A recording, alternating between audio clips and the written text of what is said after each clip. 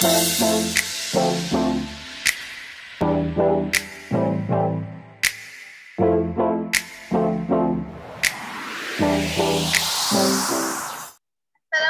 warahmatullahi wabarakatuh. Dengarkan semua ya. Selamat sore teman-teman. Selamat datang di acara Roti Duluto. Kenalkan saya Dina dari Roti Duluto yang akan memandu acara Roti Duluto ini sampai akhir acara. Oke, sebelumnya kita yel-yel dulu ya. Yel-yelnya bahagia, sehat, kaya-kaya, dan berguna. 1, 2, 3. Bahagia, sehat, kaya, dan berguna. Yeay! Dan langsung saya memateri tugas operasional yang akan dipresentasikan oleh Mbak Ines dari Kampung Manang. Namun sebelumnya dimohon untuk saat materi berlaku, untuk mute-nya dimatikan ya. Baik, seperti yang saya sampaikan sebelumnya, bahwa hari ini akan mendapatkan ilmu yang luar biasa. Kita sambut kepada Mbak Ines, silakan. Silakan, Mbak. Terima kasih sama Mbak Dina yang telah membuka acara pada sore hari ini. Di sini saya akan menjelaskan tentang foodcast operasional, yaitu salah satunya 7 langkah menyusun SOP. Slide selanjutnya, Mas Dimas.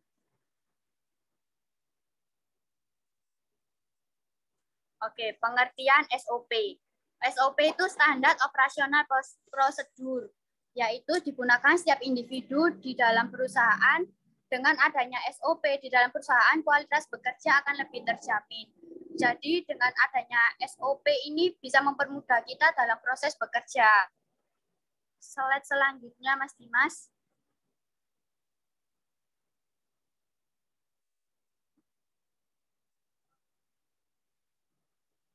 Mas Dimas.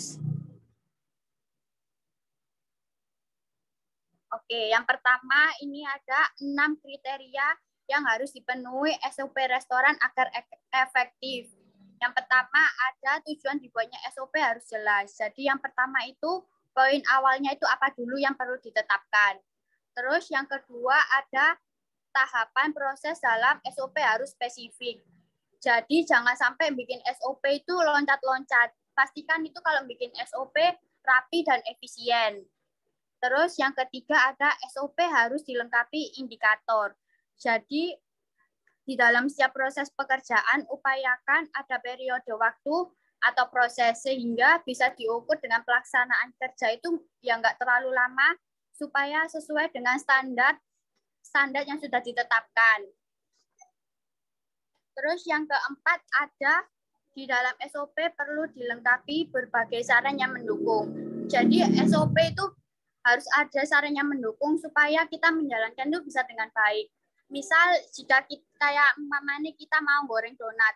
Lah kita kan kalau mau goreng donat itu kan pasti ada langkah-langkahnya dulu. Jadi kayak minyaknya itu harus seberapa, terus adonan donatnya ini sudah sesuai apa belum. Jadi itu perlu. Terus yang kelima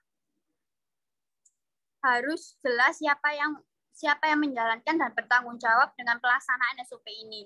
Jadi contoh misal itu kayak mamanya ada roti bun yang nggak sesuai dari yang dikirim produksi ke toko yang nggak sesuai. Jadi kan kita kan langsung bilang ke tim produksi, Mbak ini loh rotiku adonanku ada sih nggak sesuai. Lah itu kan kita langsung protes ke produksi, terus produksinya kan kalau udah dilihat udah gini-gini bilang nggak sesuai kan langsung palah ya wes Mbak diraturai. Jadi itu harus ada penanggung jawabnya. Yang keenam, akan lebih mudah SOP dibikin video. Nah, jadi kan ya nggak semua orang itu kayak mau lihat teks, kayak mau lihat paragraf itu kan ya nggak. Harusnya kan dibikin video supaya mempermudah kita juga. Slide selanjutnya, Mas Dimas. Nah, itu tadi yang 6 kriterianya. Dan ini yang intinya 7 tahap menyusun SOP.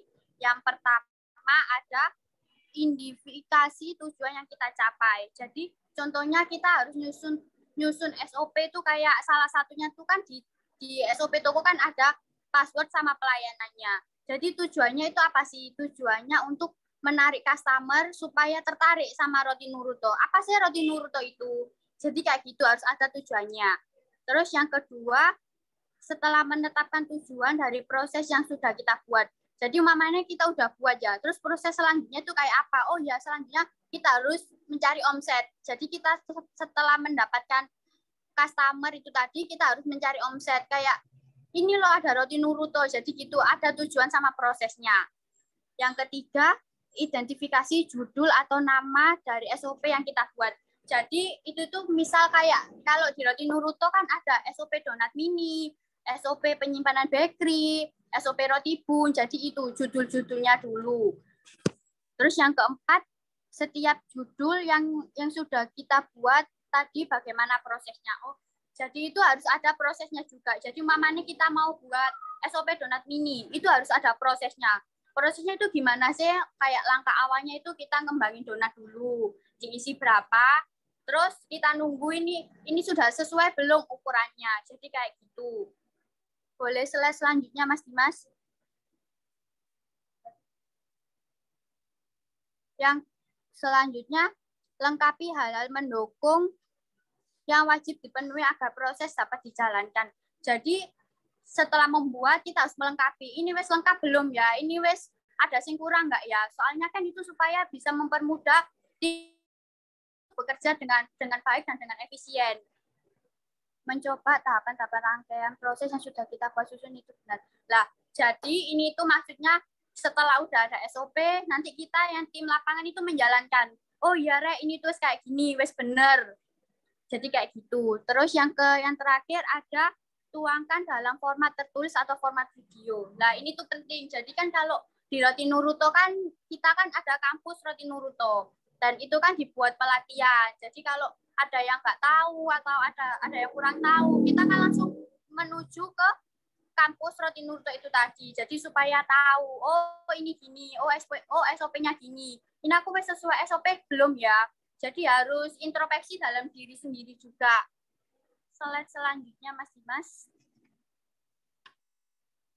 Nah, itu tadi materi yang dapat saya sampaikan. Selebihnya mau saya kembalikan ke moderator. Terima kasih Mbak Ines. Di sini apakah ada yang mau bertanya? Silahkan.